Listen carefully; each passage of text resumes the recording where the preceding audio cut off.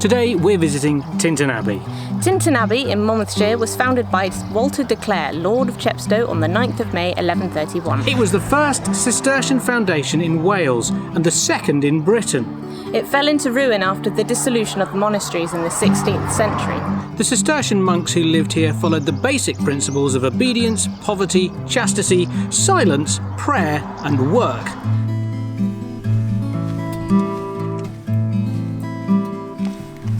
It's really quite something when you go through the gates. Yeah, it kind of opens up and is revealed in front of you. It's an impressive thing, isn't it? Yeah, it's very much da-da! Yeah, and there's loads of it. Yes, we better get started. Time to explore. This is, of course, one of Cadw's more popular sites, and with good reason. There's a lot of it. It's in a good location, so if you're heading into Wales, there's a good possibility that you'll head up this way. It sits on the Wye Valley, which is, of course, another major tourist route, so people are going to come here. And it is one of those things that it's kind of what started the tourism business in the first place. People would travel up the River Wye doing the Wye tour, and they would take their sketch pads and their palettes and their easels and they'd go and paint stuff, and that was the thing to do. It was all the rage. And then, of course, from that grew modern tourism. The really nice thing about this property is it's got access for wheelchairs for most of the way through and facilities to boot. So it's really a place where everybody can come and enjoy the history, and there is a lot of history to enjoy because it's vast. Lots of impressive stuff to see, so much so that there's been a plane circling around overhead for about 4 or 5 minutes now, and he's just going round and round in circles trying to have a good look, and who can blame him? Because it's quite an imposing structure. This is the first place I've come to where the drainage system is intact, and in fact apparently it was one of the most advanced for its time. It goes from the latrines to the kitchens and you can follow all the way around. It's quite something that you can see both above and beneath. Above's more impressive, but beneath was very functional, and you don't always get to see that intact. This little bit is the kitchen, and they've got a serving hatch through which food was passed, and they also have the chute through which the waste was passed. So, yeah, it was all set out to be very methodical. Food goes in, food goes out. So you've seen the kitchen, and this is the dining room, or refectory if you will. There would have been massive tables stretched out where loads of people came and sat down to eat, and apparently they ate once a day. Not the measly 3 times a day that you and I might eat. Oh no, once. Oh no, wait. Either way, it must have been a fantastic place to sit and eat in because of these wonderful, wonderful windows that line the outside. As imposing structures go, that's an imposing structure, is it not? And we've come on the perfect day to see it. It's a very sunny day, it's very hot, but there is a nice cooling breeze to take that heat away. Got to watch out for the sunburn though. But there's an awful lot to see, and I'm still outside. I haven't wandered in yet, and I've been here a good 10-15 minutes already, just having a nose. It was a working building as much as anything else. The people that lived here and owned this, if you like, the church, had an awful lot of influence locally and owned an awful lot of land on both sides of the river. So this was very much a seat of power. Explains why it was so big and impressive. It's one of those places where wherever you look, whatever nook or cranny you happen to wander through, it's always pretty or stunning or downright impressive. All the adjectives. Definitely all the adjectives.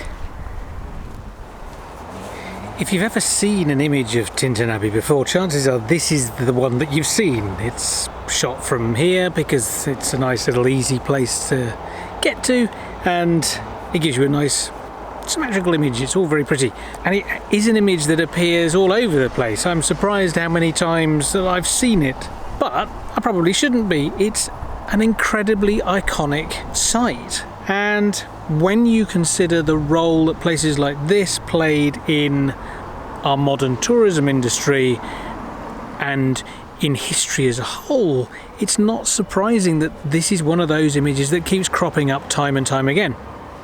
As a place to come and see, I would definitely recommend it. It is busy and it is kind of noisy because of the road, and you know, it's a busy road, and understandably so. It's a nice road to drive. It's very popular with bikers. Hidden away in certain locations in this place are just these beautiful mouldings on the walls, and they're amazingly preserved. It just makes you wonder how much was actually lost in the erosion of time if this is what's left.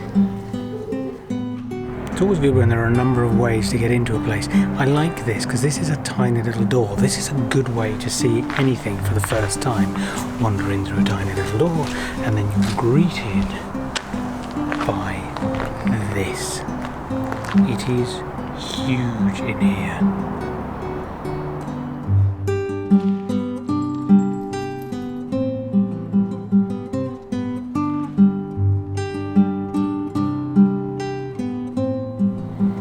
It's never easy to know what to say about places like this. I mean, it's very big, it's very impressive, it's very pretty. It's obviously a very popular place to come. There's an awful lot of history associated with the place. I mean, this is, you know, it's a Cistercian monastery, so when the dissolution of the monasteries came along, they managed to hold out a bit, apparently, by paying a bribe, but eventually it was all dissolved and done away with.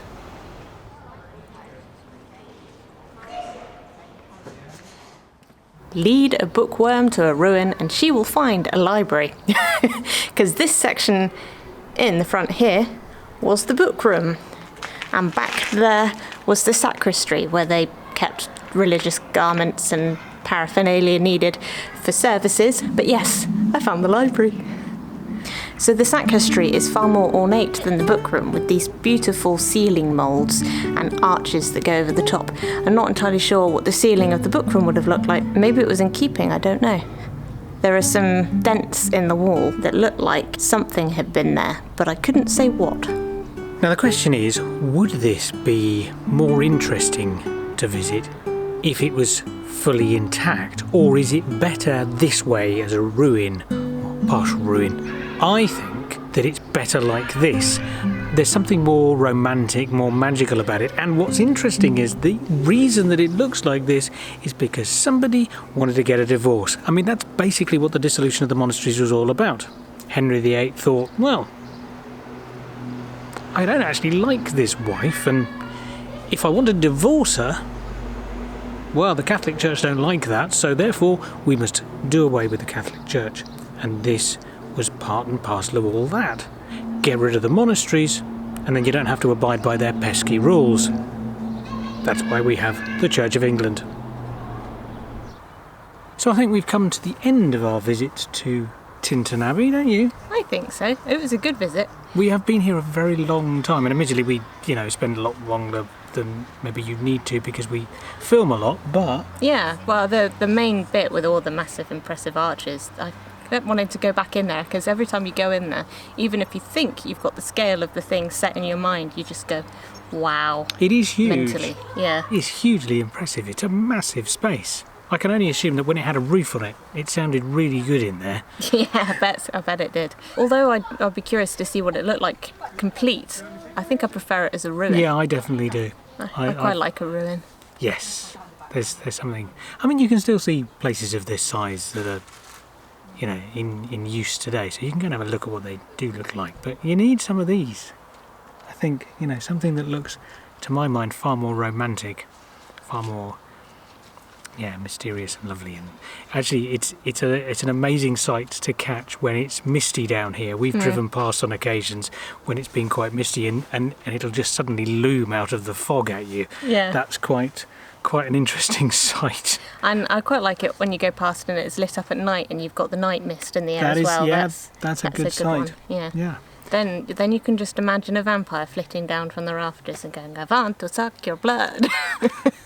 I can only apologise for her. Really. It's the heat. It does me no good. So that's definitely it from us here at Tintern Abbey. See you next time. TTFN. Beautiful.